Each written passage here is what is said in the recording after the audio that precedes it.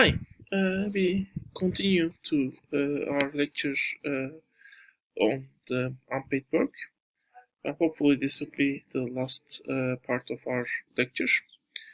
Well, we were actually looking to the very last article, which is Susan Himmelwhite article, and that article is kind of different from the other articles which are actually focusing on maybe some abstract justification and also some the technical details of the project of making the unpaid work visible. This article mainly focuses on the basically the place of the domestic sector or the household production within the whole economic system, our whole economic system. The production are related to each other. And the main argument can be seen actually on this graph, where this is the domestic sector, unpaid economy, this part. Well, the unpaid economy could have also other parts, by the way, but in this case, it's just considering the domestic sector. And then you have a public sector and you have a private sector. Public sector is creating social and economic infrastructure, and in return, the households are supplying to the public sector and private sector individual socialization and capabilities, and private sector is supplying the public sector and the domestic sector consumption and investment commodities. Well, the main point is if this part is not seen, then the picture will be basically half, according to, well, not half, but incomplete, according to Himmelwhite, and you might not be basically able to understand the full effect of what you are doing, basically. Well, mainly the first thing, the certain things. I mean, she talks about is, well, if you focus on paid economy and you don't focus on the other economy, which is actually done by the other many economists, basically what's happening in this sector and basically how your policies are affecting the domestic sector or domestic production is not calculated. Well, that also because the woman's role in this paid and unpaid economy are different from each other. That means actually the gender effect, the effect of women's economic role, not only in unpaid but also paid economy, might not be accounted because women's role in the paid economy might be very much dependent on women's role in the unpaid economy. So basically, when you don't take account unpaid economy, the gender relations within the economic system might not be, you might not be able to analyze it in full sense. And then, well, sustainability of this public and private sectors might very well depend on the domestic, what's happening in the domestic sectors. If the domestic sector is not working well, is not able to produce what is necessary for the subsistence, that might be true. What is necessary for the survival of the person living in the house, but that might also very well that might also the survival or raising the children, which might basically replace the dying workers in the public and private sector.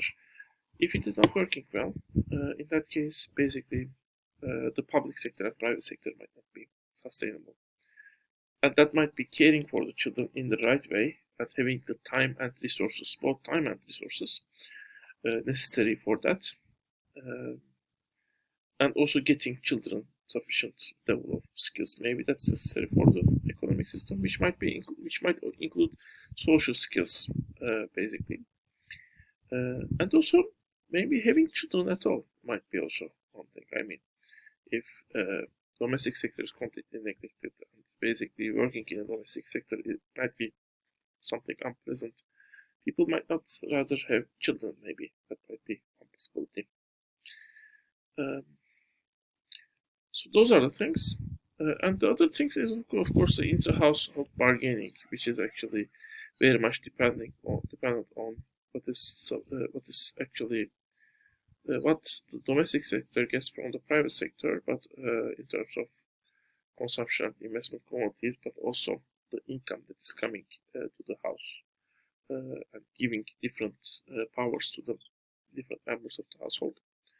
But also what's coming from the public sector. Well, here actually we might also even talk about the power of the children, who might also be willing to well, some kind of bend the rules to some extent, according to them, and to some extent that might be healthy, to some extent not completely healthy maybe, but also the children's ability as they grow, increasing the children's ability to choose their own paths might be something that might be considered, or not letting children to be developed too unhealthy might be one consideration. Providing for children's development some at least well um, specialized professional people might be again another consideration. So all of these considerations might be, well, children's position inside of the house might also be one of the considerations when we are talking about inter-household bargaining.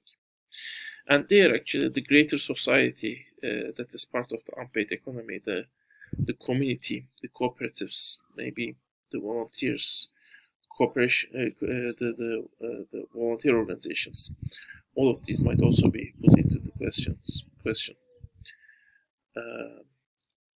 Well, so all of these reasons are why it should be the domestic sector should be made visible, and data should be also available to understand what's happening actually in that sector.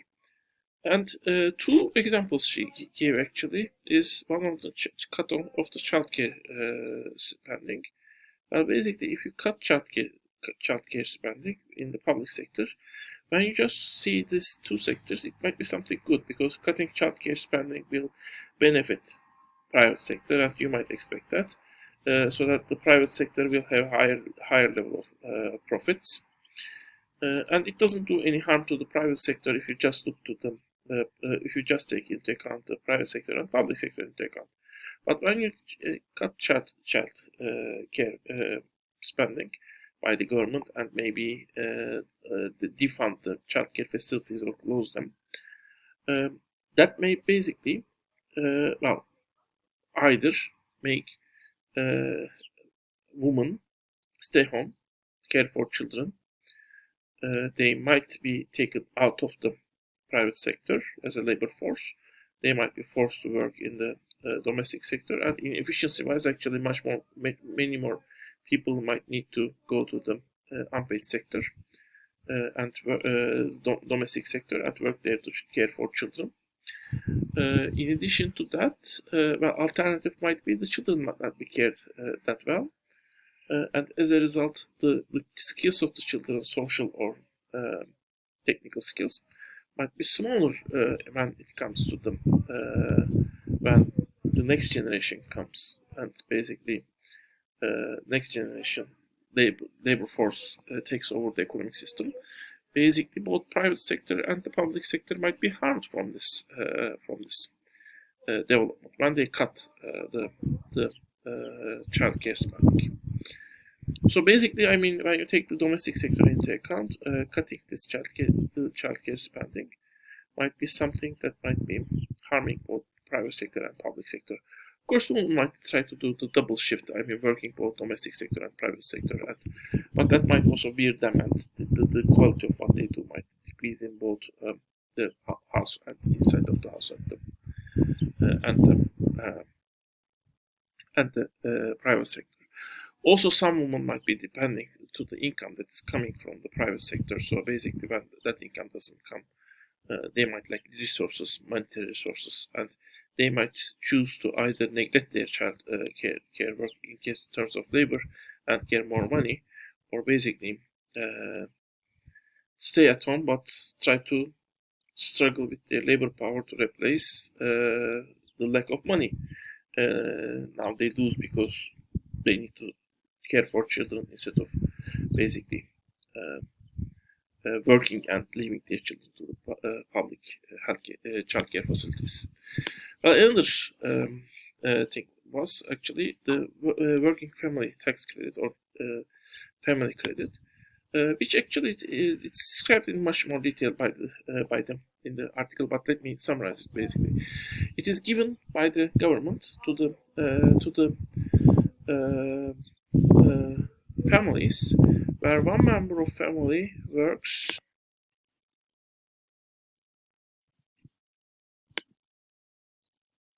Well, works. I'm sorry for the break. Works 30 hours per week at least, and it's given to one person, basically the person who works, and it cannot be split. So you cannot have two people working 15 hours. So basically, the credit itself is something that is actually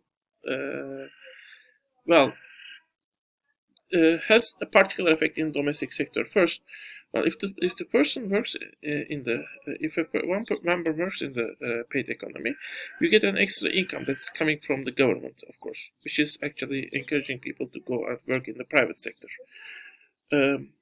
But you might, if you have only one parent, that might mean you are neglecting you are decreasing the amount of work you need to do in the domestic sector. If you are two-person family, maybe that might be not the case, because one person might work in the paid economy, the other person might very well basically work in the domestic sector and do childcare. But now it is something else is happening. This payment is actually dictating a particular type of division of labor. Well, the family could very easily divide their both unpaid labor and paid labor to half and half, and basically spend well 15 hours in the paid economy and 15 hours in the unpaid economy. But since you are not able to divide your the work requirement by half, it basically encourages or basically well basically enforces or creates incentives for a division of labor where men work in the paid economy, or one person works in the paid economy, which is usually men, and women stay at home, especially considering the labor market conditions. We will see it separately, where mostly women have less wage, and even if it is not that case, when one person works, the social prediction is usually that woman stays at home, not the man stays at home. It might be more difficult for the man stay at home and the woman work in a paid economic system. Anyway, so these are examples for how basically neglecting this what's happening in the unpaid economy might be harmful. Well, in the end, the human wealth basically argues any analysis should include both the effect of policies on the paid and unpaid sectors, and distribution effect between men and women in both sectors should also be taken into account. She actually has also a third argument, which is just briefly see that. And well, third principle is you should basically seek gender equality. That's a normative statement, of course. I mean, you might agree or not agree with it. Anyway, this is the end of today's course. Well, the discussion is on GDP and its alternatives. We have talked on it a lot. I'm looking forward for your arguments. So this is end of today's lecture. See you in this lecture. See you in the next lecture, and stay healthy.